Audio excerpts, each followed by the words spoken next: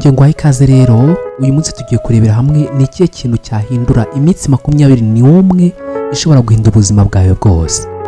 Abantu bashobora kuba hari ibibazo runaka bafite, kuko abantu benshi bakunze kugira ibibazo runaka bitandukanye. Ushobora kuba hari ingeso yakubase, hari ikintu cyakugoye kugira ngo gihinduke, hari intego ushaka kwiha, hari ikintu runaka ushaka kugeraho. Koresha iyi ntego y'iminsi 21 ureme cyitwa dopamine. Dopamine ni nk'umusemburo w'ibyishimo, ariko uyu musemburo w'ibyishimo iyo umaze kwirema mu kintu umera nk'urugingo rushya rwiyongeye ku muntu. Reba nk'ukuntu ushobora kumva ko ukuboko kwawe ushobora kugukunda, ndetse hari intambara iyo ari yo yose ushobora kurwana, cyangwa se warwana intambara iyo ari yo yose kugira ngo ukuboko kwawe kudacika. Kabone nubwo kwaba gufite ibibazo uzabona urwanira kugira ngo kugumeho. Na dopamine ni kimera rero, iyo umaze kuyiremamo uyiremamo ikintu gisa n'urugingo.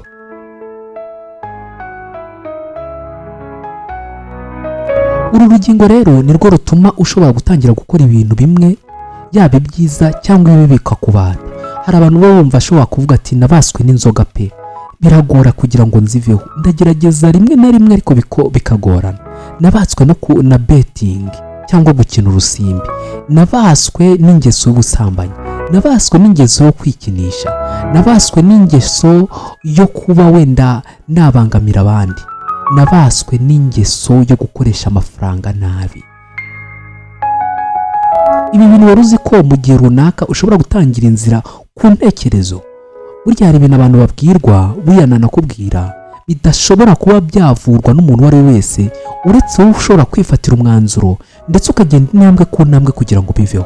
Reka tugendane ku ntambwe y'iminsi 21 turebe uburyo runaka ushobora kugira ukuntu wowe ubwawe ushobora kugenda ku ntambwe ukarema umusemburo wa dopamine ugukuramo ikintu cyangwa ukakuremamo ikindi kintu, kuko dopamine ikirema yo ni nk'urugingo rushya, rushobora kuba ari urugingo rwiza cyangwa rubi. Ubu rero ushobora kubikoresha kugira ngo hagire ikintu gishya wiyungura mu buzima, ukireme kibe gishikamye, kuko dopamine ituma nk'aho icyo kintu kiba urugingo. Kuko wa muntu twavuze wabaswe na yangeso cyangwa se ukora ibi bya bintu, burya ntago we aba agishoboye kwikontorora. Niyo yagerageje kurwana intambara, bya bintu birongera bikagaruka kuko biba byaramaze kumubata. Rero n'ibintu byiza, hari n'abantu babaswe ntago ari ukuvuga ngo ni ukubatwa, ahubwo batwawe no gukora ibintu byiza. Noneho rero ni gute wowe warema dopamine, wa musemburo w'ibyishimo, rwa rugingo rushya ruba ruje ku muntu?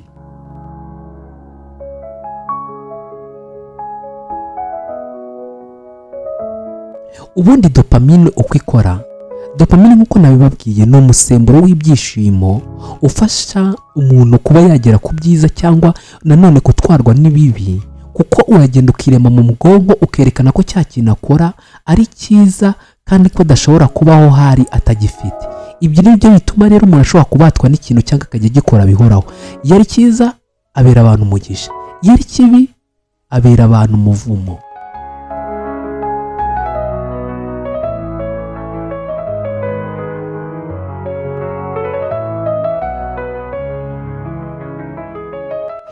Umuhanga witwa Andrew Huberman akora muri Stanford neuroscientist, yavuze ko ubwonko bwacu butanga igihembo ku ntsinzi, butanga igihembo ku kigeragezo.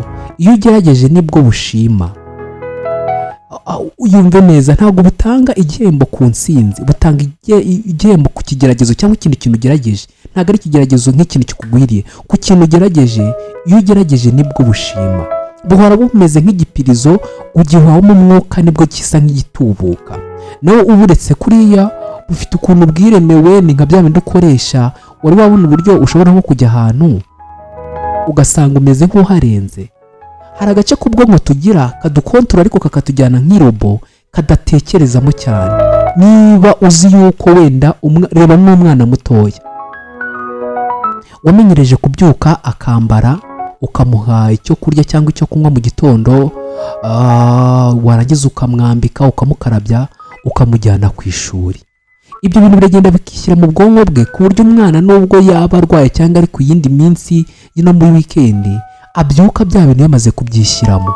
Ibyo rero nanone hari ibintu tudatekerezaho cyane. Ubwonko rero burya kubushyiramo ibintu bizima nibyo bituma butekereza kandi bukabirema bikaba nk'inzira ihoraho, ariko iyo utabushyizemo bwo bukomeza gukora uko bukora nyine.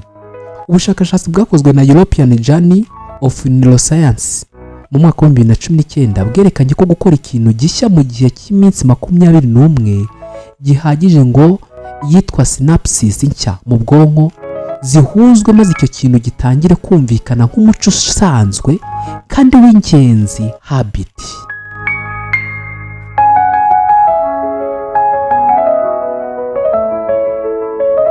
None reka turebe uko iminsi igenda umwe kuri umwe kugeza tugeze ku minsi 21.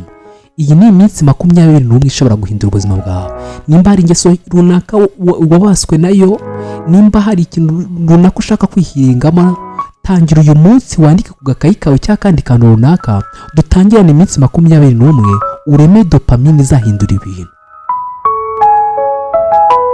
Icyumweru cya mbere kuva ku munsi wa mbere rero kugera ku wa 7 ni ukurwanya no kurema akamenyero keza. Hano ubutangiye intambara none muri cya cyumweru cya mbere n'andi bya bintu ushobora kuba hari ibintu byakubase ubutangirwa ukibikora pe. Hano uba ushaka kwisubiraho.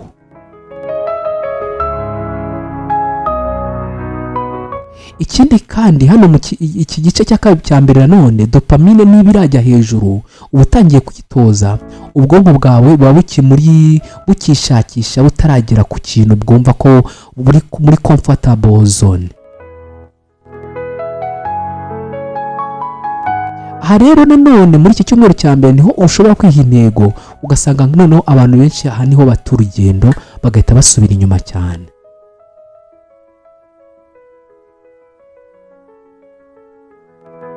Iki cyumweru cya mbere rero kigizwe n'iminsi kuva ku munsi umwe kugeza ku wa 7, uba ugomba kucyitaho kuko akenshi iyo ukirenze uba usa nkaho uwibabaje kuko kikunze kumera nk'ikibabaza, uko nyine uba uri kurema ikintu wabivuze. Ni wa muntu wavuze ati ngiye rwose inzoga zankoresheje ibi ngibi sinzongera kuzinywa, ugasanga ashobora kumara iminsi 5 atanajya ku kabari cyangwa atajya ahandi hantu bari kuzinywa cyangwa akabacaho nk'aho atari kuzireba.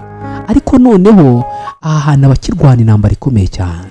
Reka tugire mu cyumweru cya 2.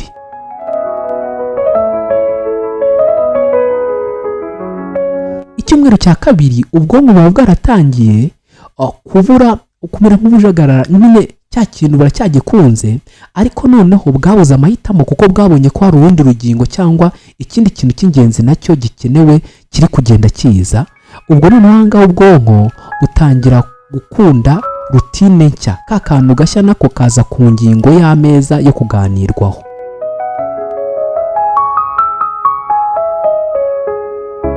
Noneho ahangaha uba kurema dopamine itangira kuvubuka ari nyinshi, noneho ugatangira gukunda ibintu runaka, noneho ku buryo noneho dopamine bamaze kuremwa ariko ibitaragera ku rwego rukomeye cyane rwo gukomera.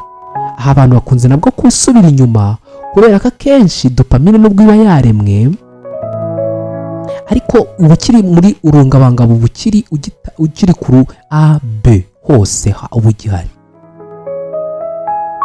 Iki cyumweru rero ni naho umutwe cyangwa se dopamine itangira kubona ibyiza by'imico mishya, cya kintu nacyo gishya wahisemo noneho utangira no kubona ingaruka zabyo, ibyiza byacyo.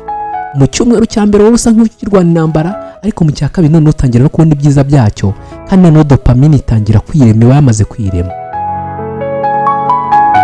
Reka tugere mu cyumweru cya 3 gera ku itariki 15 kugera kuri 21.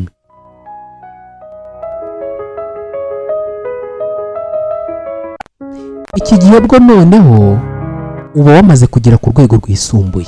Icyumweru cya 3 tukita icyumweru cyo kurema umuco mushya cyangwa kuganza. Ikintu cya mbere kiba umubiri n'ubwonko biramenyera. Aha noneho ushobora kuba wamenyera uko nyine bihita bibona ko hari ikindi kintu gishya kije. Icya 2 wumva wabaye umuntu mushya kuko imikorere ya dopamine n'izindi hormone nk'iyitwa serotonine iba yarahindutse, ibimaze nk'iyiremye. Ariko ntibivuga ko cya kintu utakongera kugikora, ariko iyo ugikoze kiba kimaze nk'icyatangiye guhanagurika. urongera ukagikora noneho ahubwo umusemburo ukaba wakwishimira cya kintu ukongera ukacyifuza. ari nko ku ngeso tuvuge nimba hari nk'umuntu ufite nk'ingeso yamuzonze, nk'ingeso wenda yo kuba wenda ukunda gusinda, ukunda gukina urusimbi, wikinisha, cyangwa ufite ikindi kintu cy'umuco mubi wangiza intekerezo zawe kandi bigorana kukivamo. ahangaha nanone wa muco uba usa nkaho urekereje nubwo usa nkaho watewe ishoti.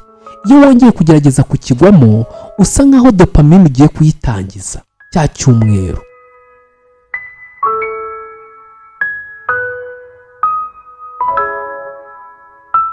iki cyumweru cya gatatu rero habatangira no kwirema imbaraga z'umucyo mushya. uyu muco noneho mushya cyangwa ushobora no kuba ari umucyo mushya, uyu nguyu utangira kwirema ku buryo noneho umuntu atangira no kuba yagira imbaraga zishobora kumurwanirira akumva yagera kuri bya bindi nyine ashaka kugeraho.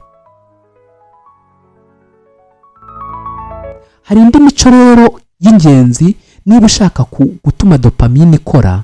iyi mico genda uyishyire mu ngiro nayo. ni ingingo zigera kuri 3 wakwimenyereza ndetse n'ibintu 3 wakwiye kwita ureka.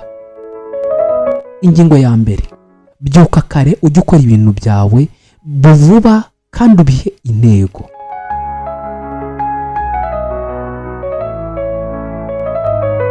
ibintu byose wenda nimba ari no kureka inzoga ushobora kuba bihuriye no kubyuka kare. ibi bintu byose burya bitangira kare. nimba ari ingeso runaka ushaka kureka wavuga ngo bihuriye no kubyuka kare, ariko ibintu byose bitangira kare. byuka kare byibura ku isaha wabyukiragaho. nimba bigoye kuraho byibura iminota 30 cyangwa isaha mbere yaho, ujye ubyuka mbere yaho niba ushaka kuba warema dopamine nshya kugira ngo ibintu bihinduke. ikindi, gerageza gukora imyitozo. ushobora guhita uvuga uti se ndakora imyitozo gute koko ntigeze njya muri siporo?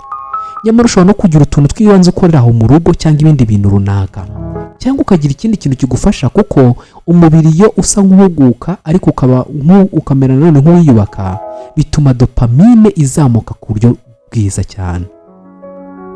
ikindi kintu cya gatatu, gira umuco wo kwitekerezaho, gutuza ndetse no gusenga.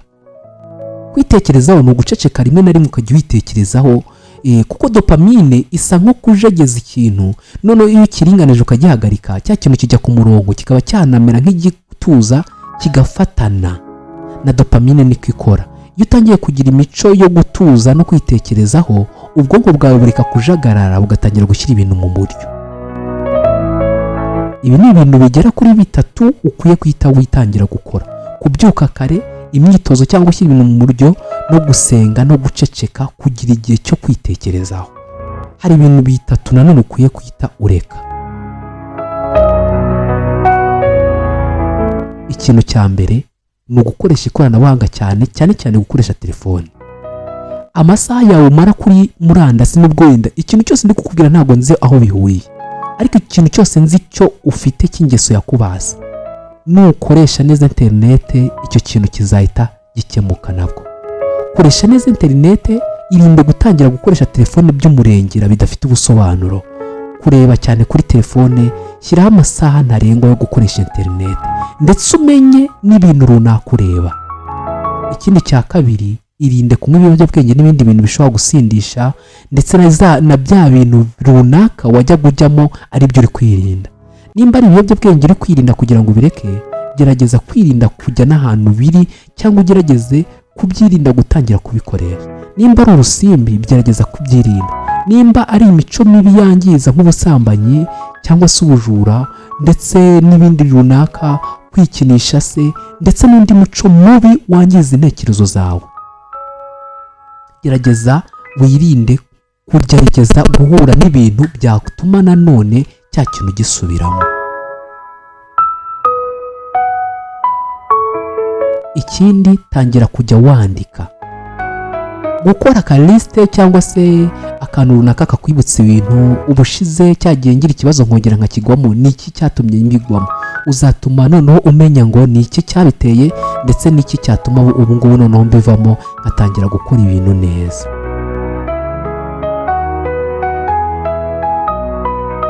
ikintu rero cy'ingenzi ugomba kumenya, ntuzigere utekereza gukora ibintu byose neza mu gihe kimwe.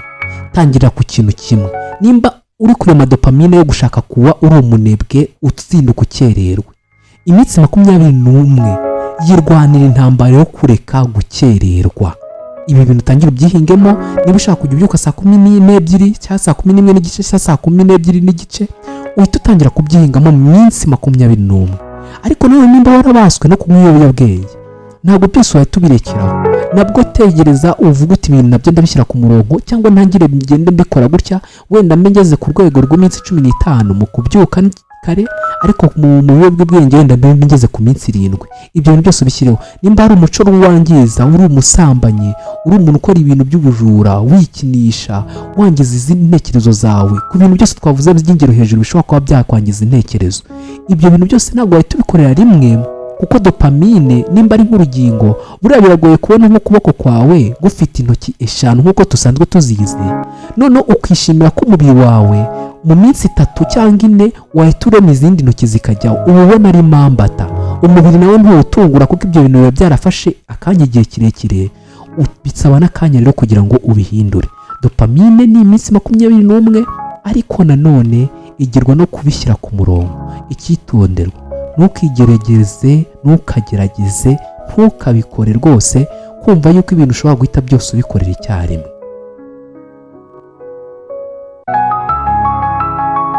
Ikindi, niba waguye mu murongo mubi ugasubira inyuma cya kintu ukagikora, umeze nk'umuntu uri kwiruka ukagwa, ntabwo uhagarara aho ngaho ngo ugume aho ngaho cyangwa usubire inyuma, urahaguruka ugakomeza ugakora. Gerageza rero gukora ibindi bintu bituma noneho cya kintu kibona, kuko hari akantu nakubwiye k'ingingo k'ikintu ugomba kujya wandika cyangwa ukamenya icyabiguteye.